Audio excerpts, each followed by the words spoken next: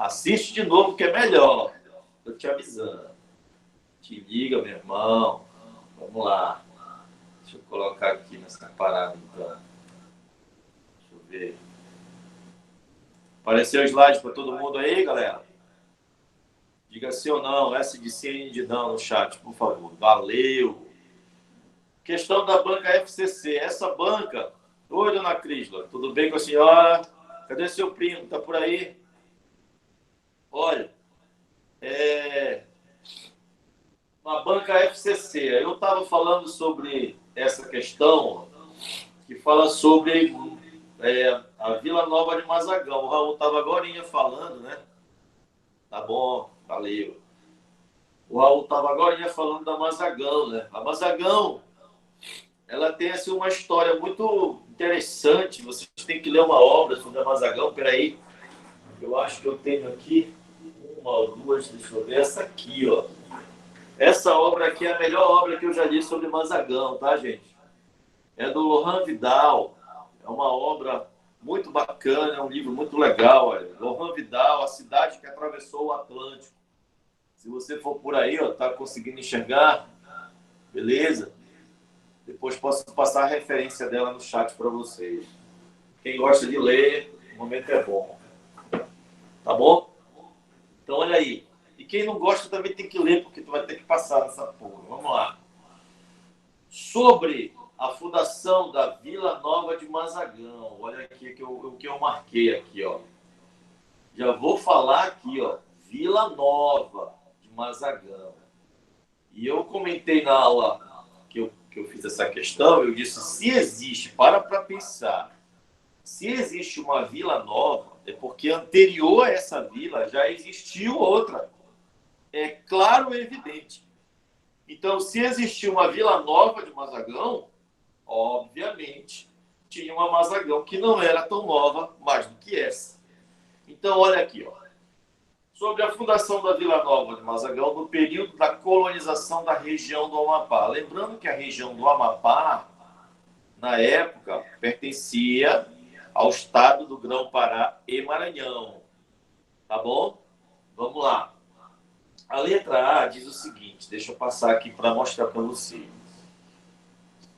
Os habitantes da Praça Forte de Mazagão, na África, atual Marrocos, tiveram que abandonar o local devido ao assédio dos açorianos que tinha origem moura. Deixa eu logo anotar para você aqui, perdão, você anota aí que mouro, anota essa dica do pajé. Mouro é árabe e africano. Tá bom? Mouro é árabe e africano. Tá beleza? É o africano, tá? Árabe, que acredita muitas vezes no Corão. Então, preste atenção, que às vezes é até islâmico. A ideia de mouro é o árabe africano, tá bom?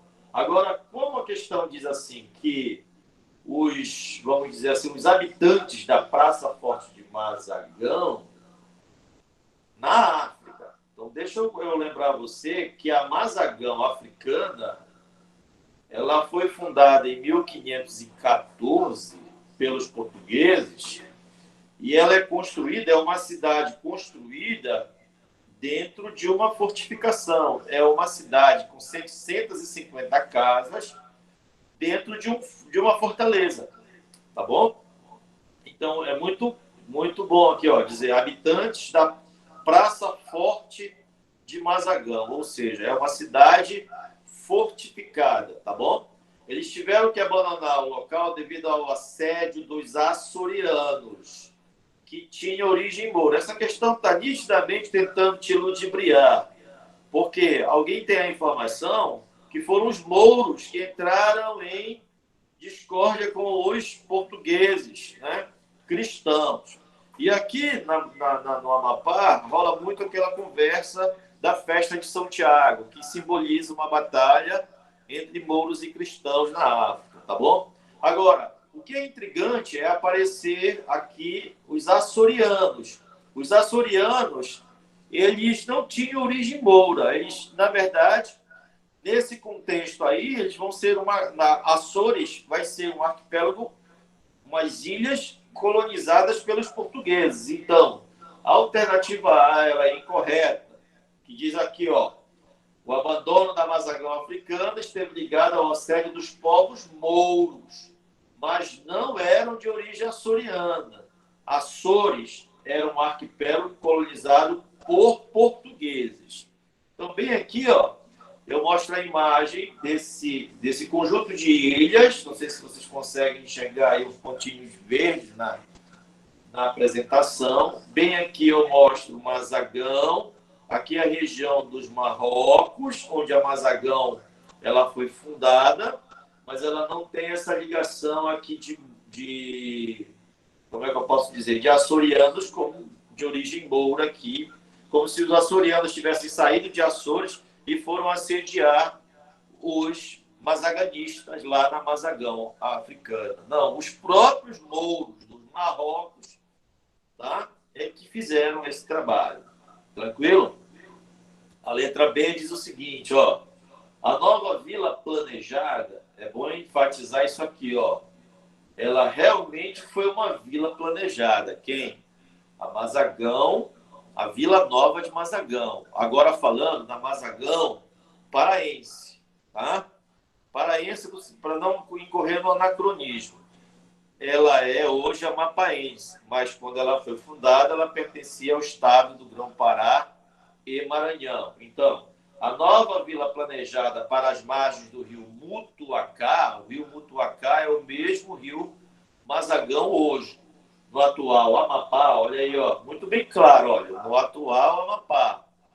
Pressupunha uma ocupação que permitisse principalmente o desenvolvimento rural voltado para o plantio da mandioca, arroz, milho, algodão e feijão. Essa alternativa ela está correta. Olha aqui, ó.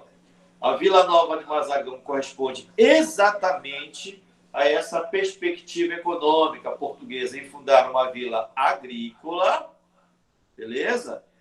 Na Amazônia colonial como alternativa ao abastecimento local. Então tá, eu vou pegar outro livro aqui, citar para vocês, olha, essa obra aqui é da professora Janaína Camilo, tá? Comprei essa obra aqui, Homens e Pedras no Desenho das Fronteiras, a construção da Fortaleza de São José.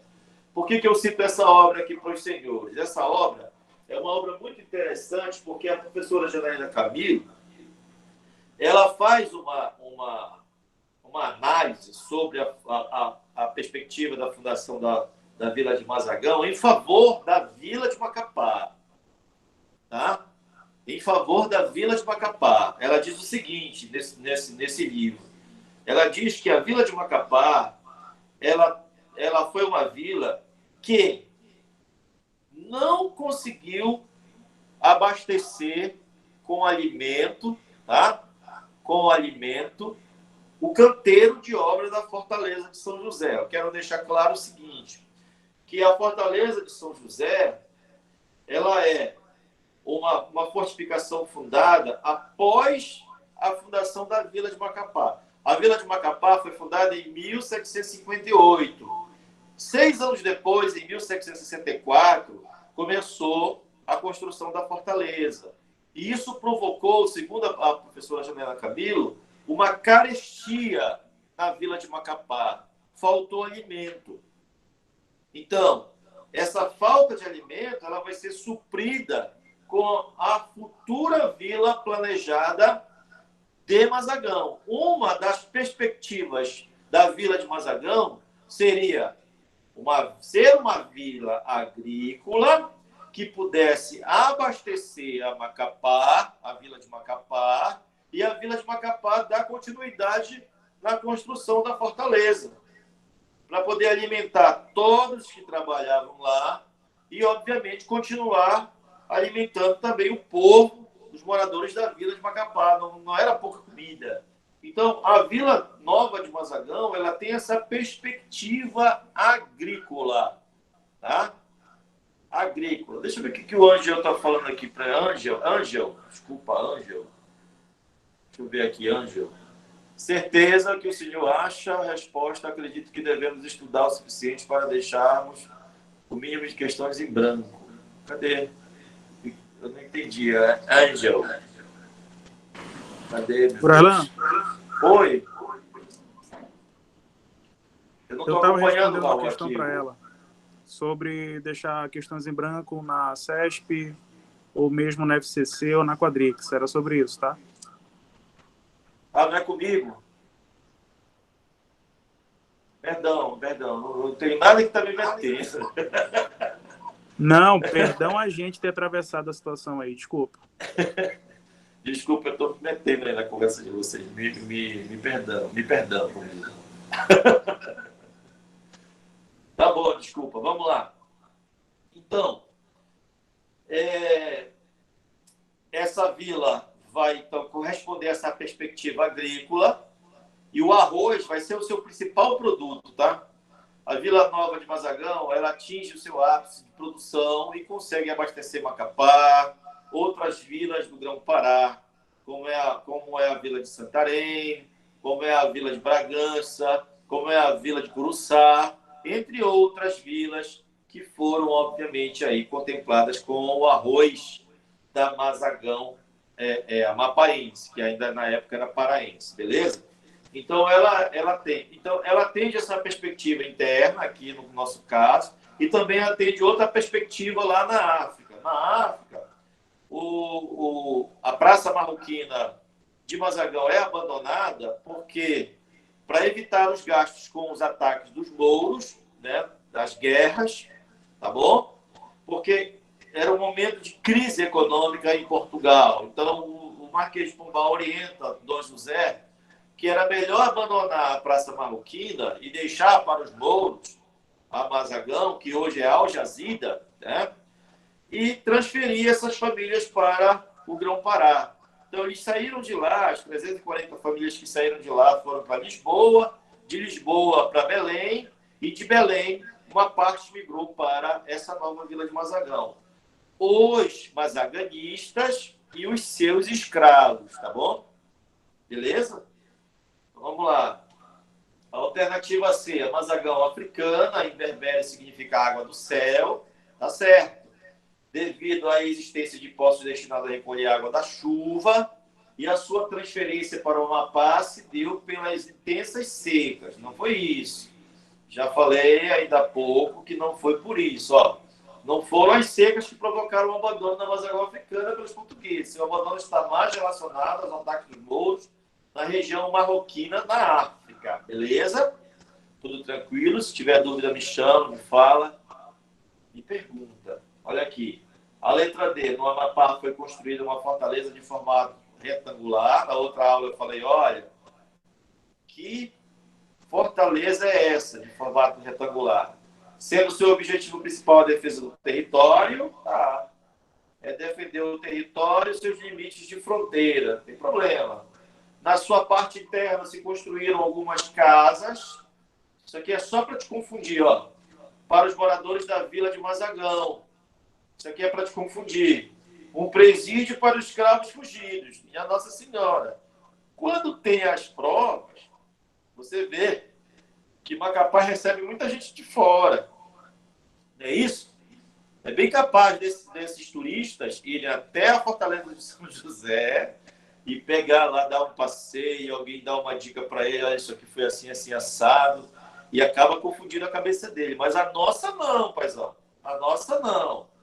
O formato da Fortaleza de São José é pentagonal. E na mesma foram construídas duas casas-matas. Ok? Para abrigar os moradores da vila de Macapá em caso de assédio a essa vila, e não a Vila Nova de Mazagão. Tá bom? Mesmo porque, nesse contexto aí de construção, quando a Vila Nova de Mazagão foi fundada em 1770, 23 de janeiro de 1770, a obra da fortaleza já tinha 6 anos. 64, 6 anos. E a planta é muito mais, porque é da planta que se faz a obra. Então, as casas-matas, elas já estavam no projeto original. Para pensar. Como é que eu vou construir casas para abrigar moradores de uma vila que ainda nem existe? Que é a Vila de Mazagão, que ela vai existir 6 anos depois. Me ajuda. Me socorre, pelo amor do Senhor. Te liberta. Né, Raul? Te liberta, mano. Te aguenta, não te aguento. Vamos lá. Tá aqui a Fortaleza de São José. Olha aqui. 5 pontas. Revelim, que defende o portão principal, que está na casa do órgão. Estou marcando aqui, ó. Os 4 baluartes. São José, Madre de Deus, São Pedro e Nossa Senhora da Conceição. Na outra aula me perguntaram, e o círculo militar? Era bem aqui, ó, na Praça de Artilharia. Bem aqui, ó. Isso aqui é a Praça de Artilharia, combate aos navios que pudessem chegar aqui. A fortaleza é construída, ó. O que é a esplanada, professor? A esplanada é essa loja bem aqui, Raul, olha. Essa loja aí, ó. Aí que é a esplanada. Tá bom? Para quem é de fora. Para quem é de dentro, a esplanada é o campo vasto na frente de qualquer fortificação, para facilitar a observação da chegada do inimigo. Essa vila de Macapá, esse comércio aqui, ele não estava no projeto original. Ele chegou aí depois. Isso aqui tudo era alagado, tá? Era o que nós chamamos de área de ressaca. Esse comércio foi construído em cima do lago. Aterraram isso aí. Beleza? Então, a esplanada é o campo vasto na frente da fortaleza. Bem aqui na casa do órgão, tem, ou deveria ter, uma guarita com vigia. E o vigia observa a léguas de distância a chegada do inimigo.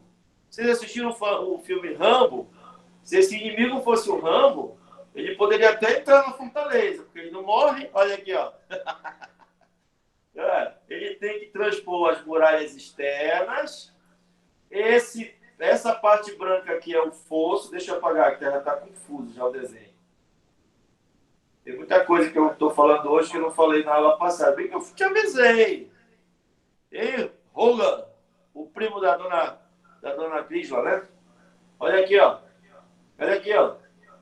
Eu tenho aqui, ó, o fosso da fortaleza, que é representado por essa trilha de pedrinhas de seixo. Toda aqui, ó. Isso aqui era um fosso, tipo um forte, e ele também vai por aqui pela frente, ó. Tá? Então, o Rambo, ele pula essa muralha. Primeiro ele leva 10 tiros de canhão aqui, aí ele desvia. Porque ele é um Rambo, ele não morre. Aí acabou a bala da galera, ele pula essa muralha, que não é baixa, tá? Aí ele mata o pessoal da casa da guarda do Revelim, beleza? Aí essa ponte, que não é original aqui, seria uma ponte levadiça, ela estaria suspensa. Aí ele nada esse fosso aqui, ele derruba a ponte, depois ele derruba o órgão, depois ele mata a casa da guarda do órgão, depois ele mata os oficiais para ele chegar bem aqui. Só no filme. Beleza? Então, a fortaleza, ela é pentagonal. Pentagonal. E as casas-matas, bem aqui, ó, são essas casas que estão aqui, ó, por trás desses 2 armazéns. Muita gente vai bater foto. Hoje eu vi minha amiga Camila batendo foto lá na Casa Mata. Aí eu dei até uma dica. Olha, a Casa Mata, ela, ao invés de eu comentar a foto da minha amiga que fez mestrado comigo, eu comentei foi a Casa Mata. Até peço até desculpa. Olha, eu me emocionei. As Casas Matas são casas subterrâneas, tá? Isso é estratégia de guerra. Ó, por cima das casas tem terra e grama. E aqui a umidade é muito grande. Você entra aqui, parece que o mofo é um negócio interessante. Bem aqui eu tenho uma foto embaixo, ó, das casas-matas. Elas têm compartimentos com dormitórios, cozinha e banheiros, tá? É tudo preparado para receber os moradores da vila de Macapá, tá bom? porque em caso de assédio, a fortaleza que é virada para frente da vila, o portão principal bem aqui, seria mais fácil o acesso para a chegada desses moradores. Por isso a fortaleza está como fundo para o rio e a frente para a vila. Sacou? Beleza? Professor, Oi. eu ia perguntar isso que você falou uma vez, é a estrutura das ruas. Os principais bairros, eles têm uma reta, né? E ao final a fortaleza chega no fundo para proteger o povo, é isso mesmo? Olha, a planta de Macapá, eu tenho um artigo publicado sobre isso aí. Eu prometi na aula passada, eu nem mandei, mas eu vou mandar para vocês um artigo publicado sobre a Vila de Macapá. Ela é uma planta que contempla uma malha ortogonal. O que é a malha ortogonal? É uma malha assim, ó, tipo o jogo da velha. Não sei se vocês estão conseguindo viver. Jogo da velha. Todas as ruas, elas são paralelas. As ruas são paralelas e perpendiculares. As ruas, quando se encontram, fazem ângulo de 90 graus. E as outras ruas são paralelas e perpendiculares. Elas não têm becos. E não sei se perceberam, mas as ruas de Macapá, elas são ruas largas que cortam a cidade de uma ponta a outra. Como a cidade cresceu, pode ter alguma que não consegue cortar a cidade por inteiro, o centro. Não é isso? Elas são largas porque o projeto Pombalina vislumbrava o saneamento da cidade, a partir da ventilação provocada pelo próprio espaço aqui na frente da cidade, pelo Rio Amazonas. Beleza? Então, as ruas são largas. Às vezes, você não percebe a largura, porque o asfalto passa só no meio da rua. E os moradores acabam fazendo calçadas e diminuindo o espaço dessa rua. Ou não, fica pissarra do lado, mato, um monte de coisa. Não sei se vocês já perceberam, mas as ruas, se elas fossem asfaltadas toda, de uma ponta a outra, você ia perceber que essas ruas são muito largas. Isso ia facilitar o saneamento e, ao mesmo tempo, as fugas. Entendeu, Raul? Beleza?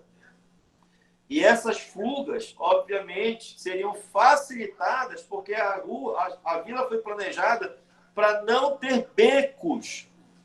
Porque os becos poderiam encurralar algum morador na hora do assédio. Beleza? Cadê? Deixa eu ver aqui, em relação ao Jari. Em relação às ruas aqui do Jari, as daí de Macapá são largas, mas muito. Não tem como comparar essa largura, como diz o... Porque são largas, porque desde o seu projeto original elas foram planejadas para isso. Saneamento e fuga. Isso está tudo no meu artigo. Inclusive, eu acho... Não. Está publicado no e-book. Eu acho. É um capítulo de um livro do e-book. É um e-book. Eu não sei, eu vou procurar. Tá bom? E vou postar para vocês aí. Beleza? Então, que fique claro, a questão ela não pode ter razão por conta disso. E a letra E, no decorrer do século XVI, ocorreram várias investidas dos mouros. Uau! Contra a Vila Nova de Mazagão. Percebam a incoerência. Primeiro, a Vila Nova de Mazagão é fundada, anota aí, 23 de janeiro de 1770. O século é 18. E uma outra incoerência. Os mouros nunca vieram aqui para atacar ninguém. Ou seja, a festa de São Tiago é uma representação dessas batalhas lá nos Marrocos. Eu estava contando essa história, que fui gravar uma videoaula lá na Mazagão Velho, que é a Vila Nova de Mazagão. Fique logo claro anotado isso aí. A Vila Nova, ou Nova Vila de Mazagão, é a Mazagão Velho. A Mazagão Novo é a sede do município de Mazagão. Tá bom? Tranquilo até assim? Vamos lá. Olha aí, ó. Então, a festa de São Tiago é uma representação de lá, das batalhas de lá. E quando eu cheguei lá na Mazagão Velho, o camarada me disse que o São Tiago invadiu a igreja e saiu salvando todo mundo. Os mouros atacaram e foi uma onda lá. Minha Nossa Senhora! Ei, meu Deus, essa possível batalha, se ela aconteceu lá na África. Não tem nada a ver aqui. Aqui é só uma representação disso. Tá bom? Fique claro. Ok, as batalhas que envolveram os mouros contra os cristãos portugueses na Mazagão foram todas na África. Nunca os mouros atravessaram o Atlântico para atacar a Vila Nova de Mazagão no Grão-Pará. E principalmente no momento em que ela não existia, porque, olha, no século XVI, ela vai ser fundada no século XVIII. Olha aí, coerência. Beleza, galera? Então, a alternativa da primeira questão, eu marquei, eu nem me lembro mais. Qual foi? Alternativa B. Foi isso? Tinha. Sempre teve, e muito mangue. Bora lá fazer a 2. Essa aqui é uma questão interessante. Eu gosto de trabalhar essas questões de fronteira.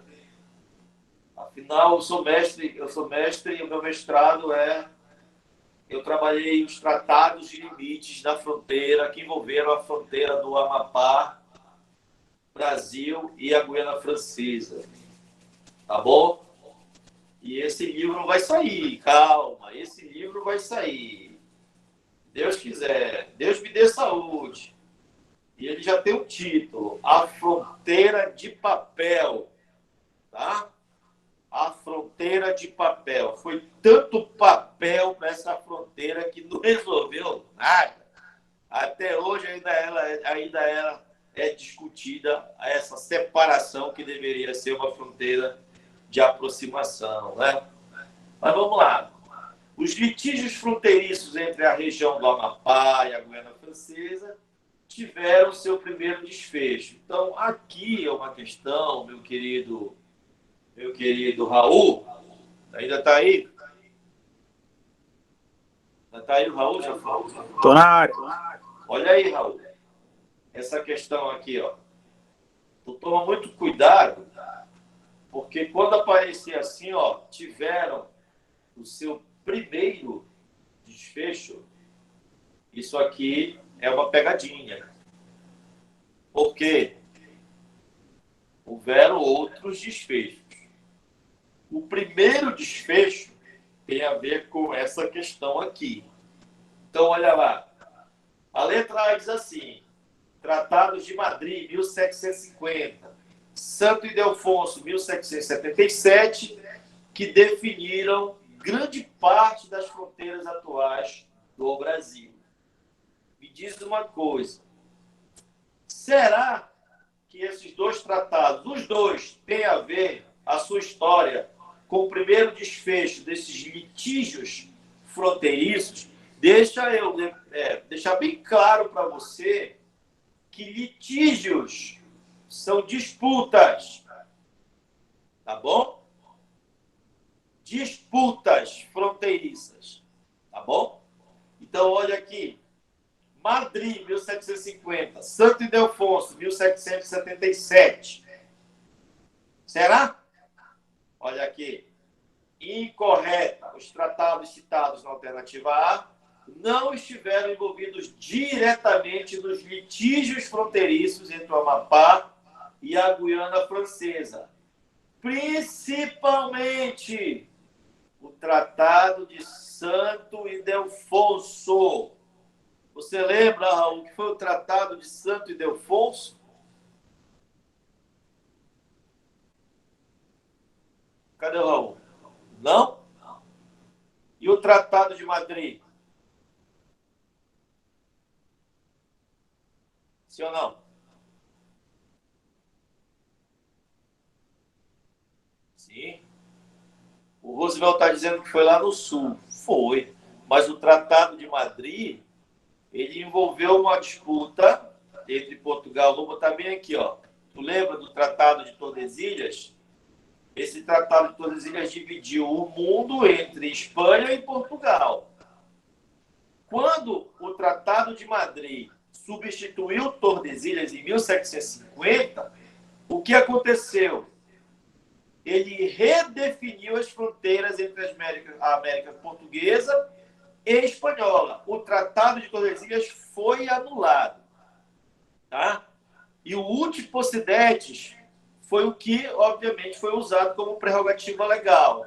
O que é o Uti Possidetis? É você usar a posse, é a utilização da posse. Quem é posseiro passou a ser dono. Então, o que vai acontecer? Portugal, que havia ocupado a região da Espanha, tá? Vai se tornar dono a partir do Tratado de Madrid. Então, o que vai acontecer aqui? Atenção. O que vai acontecer aqui? Nós vamos ter uma redefinição fronteiriça. Toda essa parte que pertencia à Espanha passou a pertencer a Portugal. E a Espanha ficou com uma menor parte dos territórios em questão. Só que essa definição fronteiriça, que aumentou o território brasileiro, incorporou os 7 povos das missões ao sul, que eram missões espanholas, que pelo Tratado de Madrid, essas terras ficaram em território português. Então, os 7 povos das missões passou a ser português. Em 1680, os portugueses haviam fundado a colônia do Sacramento, em terras espanholas. Com a definição do Tratado de Madrid, a colônia do Sacramento, que era uma colônia espanhola, passou a ser uma colônia portuguesa, passou a ser uma colônia espanhola. Isso gerou uma série de novos tratados. O Tratado de El Pardo, o Tratado de Santo Ildefonso, o Tratado de Badajoz, que vocês veem nas questões, nas alternativas, e às vezes nem imaginam o que cada um trata ou tratou. Tá bom? Então, essa assinatura do Tratado de Madrid teve uma consequência para o Amapá. O Amapá passou a ser definitivamente terras de Portugal. Mas eu quero lembrar que o Amapá ainda é estado do Grão-Pará e Maranhão. Pertence a isso aí. Beleza? Então, se o Tratado de Madrid tem alguma relação com a fronteira norte, tem, porque ele incorporou as terras, de fato, que eram terras de Portugal desde quando foi fundada a capitania do Cabo Norte, em 1637, agora passaram definitivamente para o poder português incorporado no território por conta do Tratado de Madrid. Então, se o Tratado de Madrid tem alguma relação com essa fronteira, pode até ter, mas o Tratado de Santo Ildefonso não tem nenhuma. Vou mostrar os outros tratados. El Pardo, de 1761, ele foi um tratado que anulou as cláusulas do Tratado de Madrid referente ao sul do Brasil.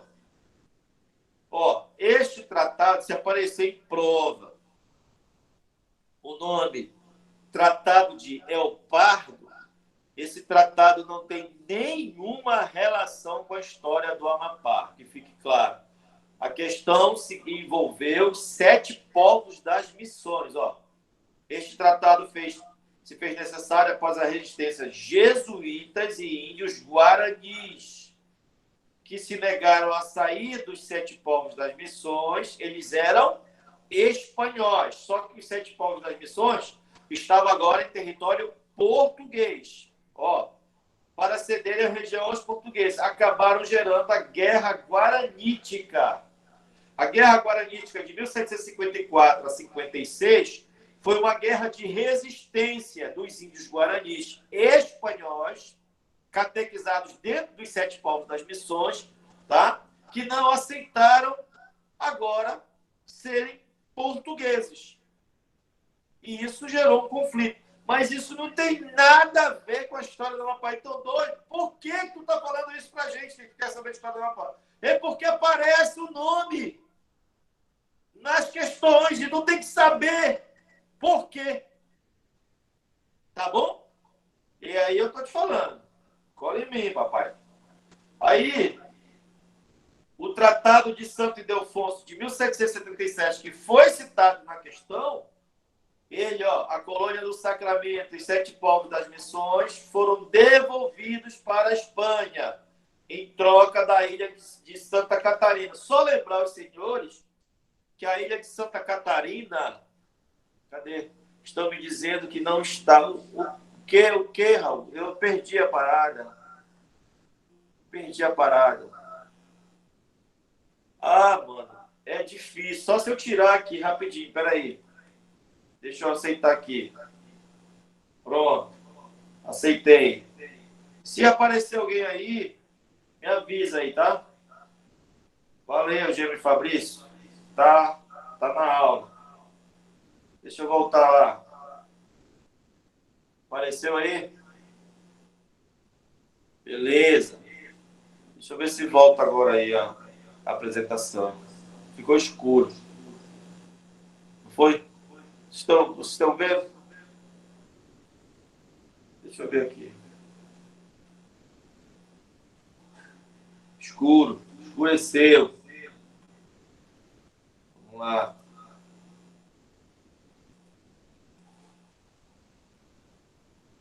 Deixa eu apresentar novamente. Só um momentinho. Jogo rápido. Vê se vai voltar aí.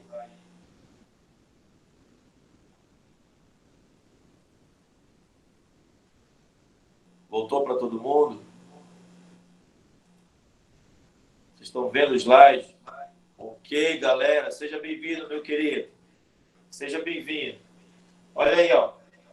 Então, o que aconteceu aqui? Quando ocorreu a Guerra Guaranítica, os espanhóis, os índios espanhóis e os jesuítas se refugiaram na ilha de Santa Catarina, meu irmão. E aí, isso gerou mais conflito.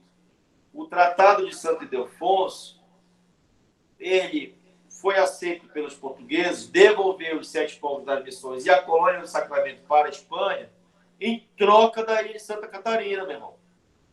Então não tem nada a ver o Tratado de Santo Ildefonso com a história do Amapá e nem com seu limite de fronteira. E o que resolveu essa questão do limite sul foi o Tratado de Badajoz, de 1801. Ó.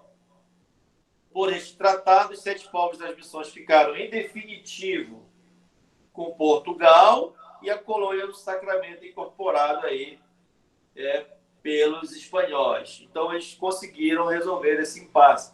Mas percebam que passou 51 anos de disputas desse limite sul aí. Sacou?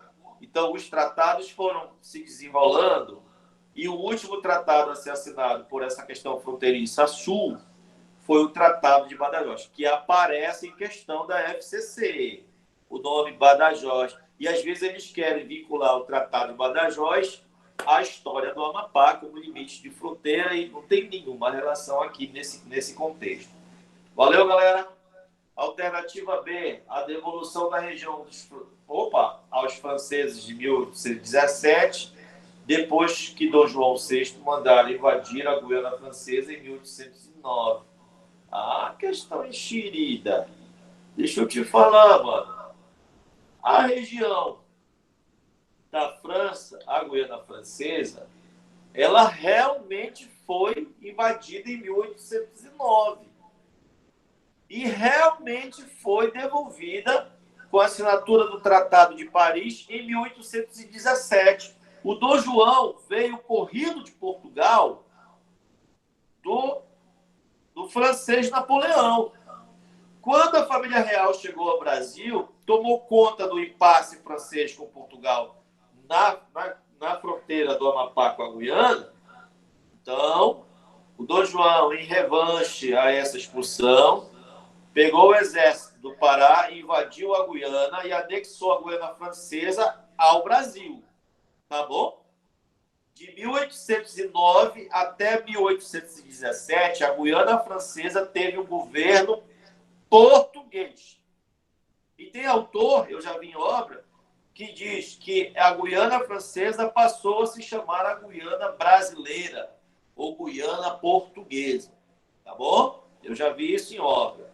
Então, toma cuidado. A questão B, ela está totalmente correta, mas ela não foi o primeiro desfecho dessa situação. Então, ela, para nós, é incorreta, porque o que pede o comando da questão é o primeiro desfecho desses litígios fronteiriços. Isso aqui é um desfecho. Como eu disse, tiveram vários, mas ele não foi o primeiro. Então, ela é incorreta. De fato, ocorreu a invasão da Guiana Francesa por ordem de Dom João VI e sua devolução em 1817 pelo Tratado de Paris. No entanto, esse não foi o primeiro desfecho dessa questão. Então, a letra B, ela é incorreta. E a letra C, ó, o resultado da arbitragem suíça em 1900, conseguida com a atuação do Barão do Rio Branco. Esse daqui não é o primeiro desfecho. Esse daqui é o último desfecho. Tá bom? É o último. A assinatura do laudo suíço foi o que definiu até hoje essa fronteira. Mas não foi o primeiro desfecho. Então, é por isso que ela não é a questão correta. Então, cuidado, os apressados concurseiros. Muito agoniado, tem muito nego agoniado. E pensa que já sabe a história do Amapá, dá uma lidinha na questão, que marca a alternativa errada por falta de atenção. Tá bom? Então, cuidado aí. Vocês que pensam que já sabem, nem eu que estou velho, macaco velho. Não sei? Ah, tá. Olha aqui, ó. Apesar de ser o desfecho da questão do Amapá, que resultou na arbitragem helvética é suíça. O laudo suíço, né? A questão pede o seu primeiro desfecho, que ocorreu no século XVIII, com a assinatura do Tratado de Utrecht de 1713. Aí diz a letra D, os acordos do governo Getúlio Vargas com as autoridades francesas instaladas na Guiana Francesa. O Vargas tem alguma coisa a ver com isso? Tem. Foi ele que instaurou a Comissão Mista Brasil-França para rever a assinatura do Tratado de Berna, lá no suíço, e dar a confirmação final. Em 1955, saiu essa última confirmação. Tá bom? Mas não é o primeiro desfecho. Beleza? E a alternativa E, que é a questão correta, o Tratado de Utrecht de 1713, de fato, o primeiro tratado que define o limite da fronteira do Brasil e a colônia, e a Guiana Francesa, foi o Tratado de Utrecht. Seu artigo 8º pelo rio Vicente Pinzon, fora reconhecido como mesmo rio Oiapoque, como limite da fronteira. Então, eu estou falando do Tratado de Utrecht. Tá? Esse tratado determinava que o rio Oiapoque seria o limite da fronteira, o mesmo rio Vicente Pinzon. Ó. Ah, bem aqui. Agora eu quero lembrar a você, tá, os motivos desse tratado. A França e a Espanha se uniram numa guerra na Europa. E a Inglaterra, a Prússia e outros países combateram esses dois e venceram essa guerra. Portugal estava ao lado da Inglaterra. Quando França e Espanha perderam, a Inglaterra cedeu terras, fronteiras para Portugal, tanto ao norte quanto ao sul. Então, o primeiro Tratado de Utrecht, de 1713, ele marca esse limite de fronteira. E esse primeiro tratado é assinado por Portugal e França. França, obviamente, a contragosto, mas ela estava derrotada pela Inglaterra. A Inglaterra disse, não, agora o limite lá é esse aqui, o rio Oiapoque. E vocês parem de contestar a fronteira dizendo que vocês têm terra aí no Grão-Pará. E o segundo tratado de Utrecht, de 1715, bem aqui, ó, ele é assinado entre Espanha, peraí, deixa eu mudar a cor aqui, ó, entre Espanha e Portugal. Entre Espanha e Portugal. Aí, olha aqui, a colônia do Sacramento, aquela que foi incorporada pelo tratado. Isso aqui é antes do Tratado de Madrid, isso aqui é 1715. Quando a colônia do Sacramento foi fundada pelos portugueses em 1680 em terras da Espanha, os espanhóis tomaram a colônia do Sacramento dos portugueses. E aí os portugueses reconquistaram pela assinatura do Tratado de Utrecht II. Ó, ele é de 1715. Então eu já falei para vocês, tome cuidado. Eu não marco com relação à banca, não. Se aparecer Tratado de 1713, é o limite em questão. Tem gente querendo entrar, peraí. Deixa eu ver se eu volto agora, sem mexer. Opa, voltou. Beleza? Agora, se aparecer Tratado de Utrecht de 1715, esse tratado foi com Portugal e Espanha, não foi de Portugal e França. Então, abre teu olho, concurseiro. Abre teu olho. Não vai perder a tua vaga por causa de uma questão de história da Amapá. Está amarrado, senhor. Vocês têm a obrigação de acertar todas as questões. Estou dando toda a manhã para vocês. Bora logo. Vai tua graça. Bora. A última questão. Pronto. Essa última aqui é muito fácil. Ou não. Para quem sabe é fácil. Para quem não sabe, se vire. Olha aqui, ó. No final do século XIX, o Brasil e a França envolveram-se numa disputa com relação à demarcação dos limites entre o Amapá e a Guiana Francesa, a chamada questão do Amapá. A argumentação, alô, brasileira estava centralizada na localização de um rio e no texto de um tratado. Qual é? O rio e o tratado são respectivamente. Qual é? O rio é o rio Oiapoque. Não é isso? Então você tem que tirar. Você gosta de eliminar a letra A, a letra C. E o tratado? O tratado é o Tratado de Utrecht. O Tratado de Berna, ele é o laudo suíço. Ele só vai sair porque o Barão do Rio Branco argumentou pela defesa brasileira e aí foi dado o laudo em favor do Brasil. Então não vai confundir. A alternativa correta dessa questão é o Oiapoque e o Utrecht. Valeu? Tudo beleza? Dúvidas? Dívidas? Muitas, né?